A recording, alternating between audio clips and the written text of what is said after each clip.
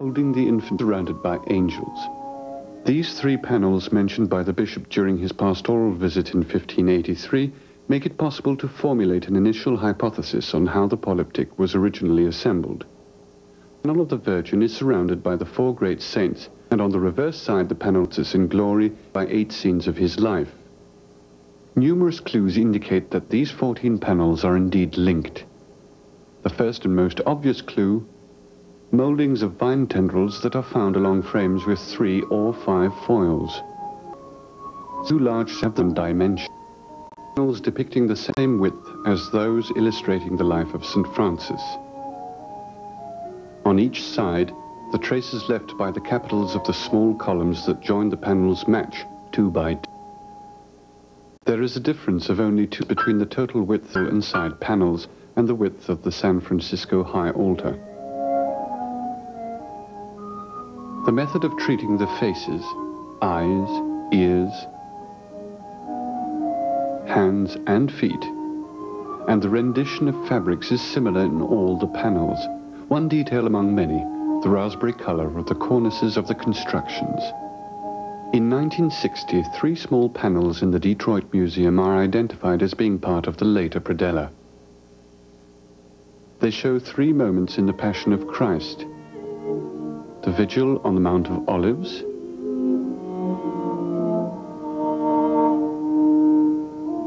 the arrest of Jesus,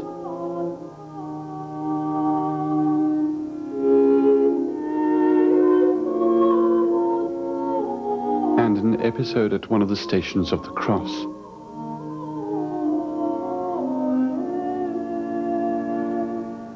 The style of the face, hands, and the represent movement is similar to that of the other panels.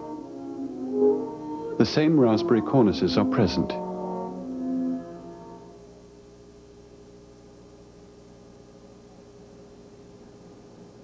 A small panel in the Berlin Museum corresponds to Castiglione's description in 1622 of one of the predella's scenes. The inhabitants of Borgo come to Rome to ask a cardinal for ointment with which to embalm the body of Ranieri Razzini.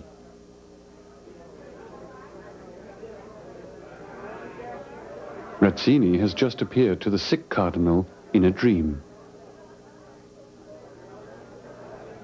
This is also the case for a second panel acquired by the Louvre in 1965.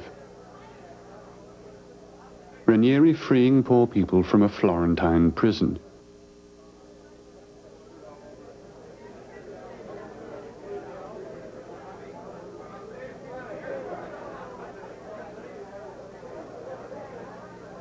Again, it is Castiglione's text that helps identify a third panel.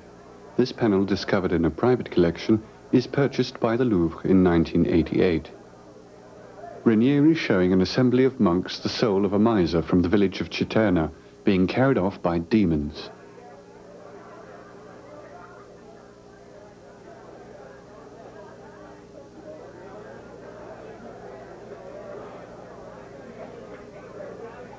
It bears an additional clue. The back of a painting often shows numerous marks. On this panel there are traces of saw and chisel, nails and scissors, wormholes, successive labels with erroneous attributions that become increasingly precise, stamps and inscriptions on the wood in chalk or ink, and among them the inventory number of the collection of Cardinal Fesch, Napoleon's uncle. The Louvre panel bears the number 767, the Berlin panel the number 751. Attributed to the Fra Angelica school, they were both present in the Fesch collection. Lucien Bonaparte's son, Charles Lucien, bought them and put them up for sale at Christie's in London in 1853.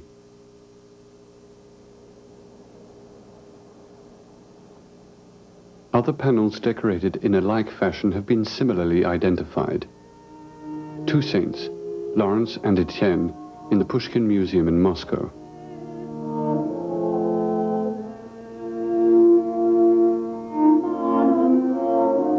And a Saint Christopher, exhibited at Assisi. It was customary to depict the patron saint of the person who commissioned the painting. Christopher was the first name of one of the signatories to the contract, the other being Andrew. It is therefore possible that one of the figures decorating the supports was a St. Andrew. Several other hypotheses have been advanced. An Annunciation in the New York Metropolitan Museum could be the front pinnacle. It shows the angel Gabriel facing a virgin whose face is very similar to that of the main panel. However, the width of the panels is not the same. It must therefore be supposed that there was an intermediary section to the altarpiece. A St. Francis at the foot of the cross in the Cleveland Museum could have been the rear pinnacle, above St. Francis in glory.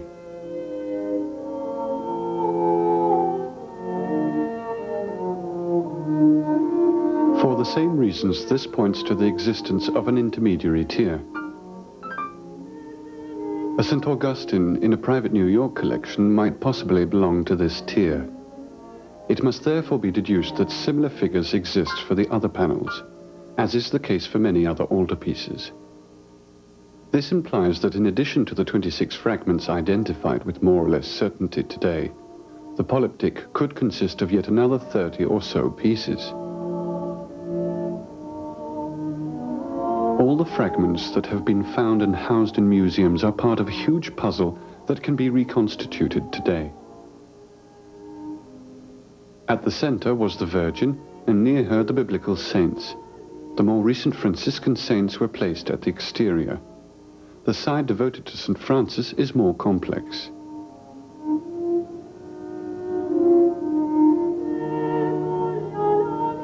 At the moment, the 7 panels in the National Gallery are arranged in 2 groups of 4 and 3. Those with rectangular frames are below, those with clipped corners above. Prior to being purchased by the museum in 1934, on the occasion of various resales, the panels were separated from their frames, cut out at the edge of the painted surface, thinned and consolidated. They were placed in modern frames that nevertheless conserved the rectangular or clipped corner pieces of the original panels.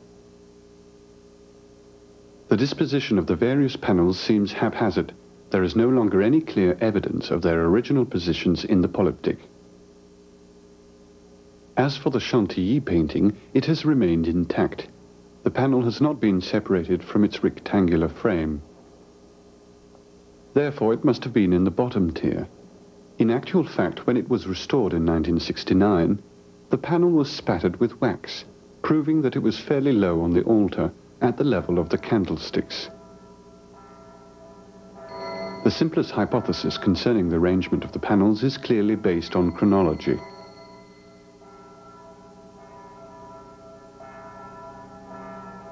The first picture would thus be the first scene in the life of St. Francis, his meeting with a poor knight, while the last picture would show his death. The photographs published by Berenson in his 1903 articles, when it was believed that the panels had yet been dismantled, show that there are indeed clipped corners to the frame of the painting in which St. Francis meets the knight, whereas the frame of the picture showing his death is rectangular. One expert has suggested an alternation of blue skies and gold backgrounds. The order is more or less compatible with the chronology and takes into account all the historical and photographic data. Giotto, in the Assisi frescoes, tried to represent depth by means of